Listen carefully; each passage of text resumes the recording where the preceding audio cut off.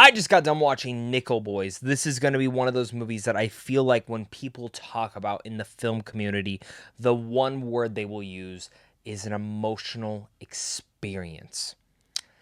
And I think with that said, is an experience is bar none what you feel watching this film. And that wasn't something that I expected to get from this film. In fact, I didn't really even know what I was getting from this movie because all the awards buzz and all the festival buzz so far had just been claiming this film as being one of those top tier movies and just one of the best of the year. And sometimes when you hear that coming out of festivals, you're like, is it actually really that? I'm still a little bit worried about The Brutalist because as of recording this video, I haven't seen that movie yet. I'm a little bit worried if I'm going to be the minority on that. And Nickel Boys was kind of that same way where even when it started in the first 15, 20 minutes, I was kind of sitting there and I was like, I don't know how I'm going to feel about this movie, but it really came to form and became something special. And for people who don't know what Nickel Boys is about, it's based off the Pulitzer Prize-winning novel, where Nickel Boys chronicles the powerful friendship between two young African-American men navigating the harrowing trials of a reform school together in Florida. It's directed by RaMell Ross and written by him as well. And I think one of the most interesting things to kind of lay out and just pique your interest on what is this film about, because that's what movies need to do. In that first 10 minutes, first 10, 15 minutes, you have to grab their attention. And I was wondering, what is this film's first 10 to 15 minutes that's going to make me as a film fan intrigued off the bat? What is going to be that? And it wasn't anything in the context of what was happening in the story. It's RaMell Ross's direction and his artistic vision for this story.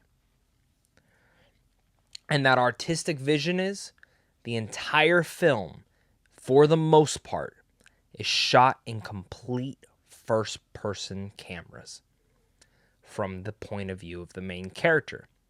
And it does switch to the other main character as well eventually.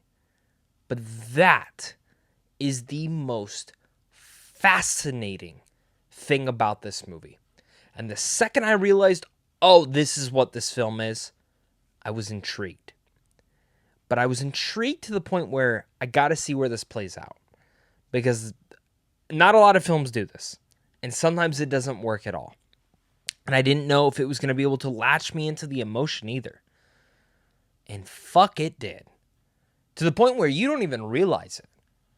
You realize it when the credits roll and you're sitting there speechless beyond belief. And this isn't really a movie that I feel like I can review to the fullest degree. I can more just react to it and give you the feelings that I have watching this movie.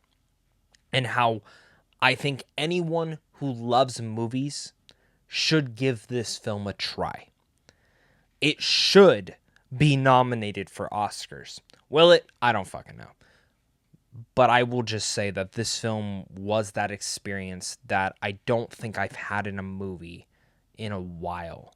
That just made me feel like, I know we say this a lot and it's a hyperbole sometimes, but it makes you feel like you're actually in the main character's shoes.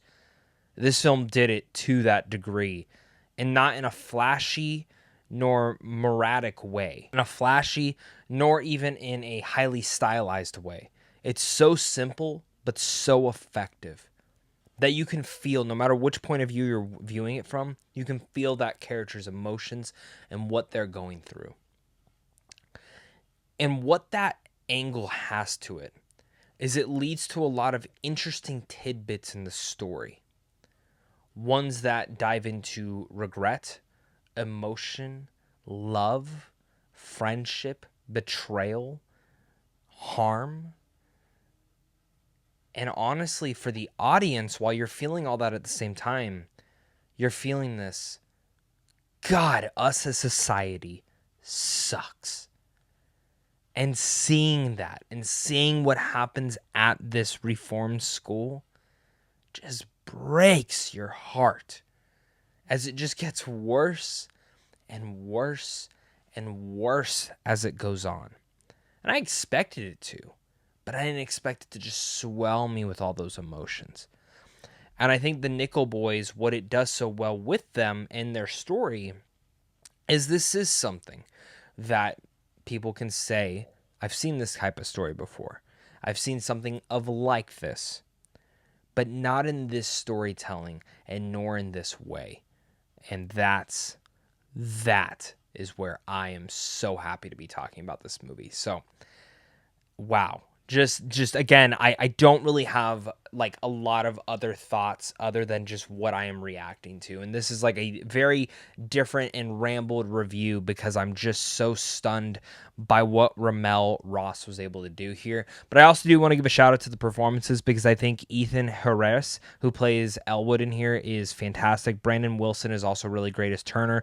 Aunjanue Ellis-Taylor has just been really killing it over the last couple of years, from King Richard, her first nomination, to now. She's incredible. Even the likes of Hamish Linklater, David Diggs, and so many more. Every single person you encounter in this movie is just giving one of those top tier performances.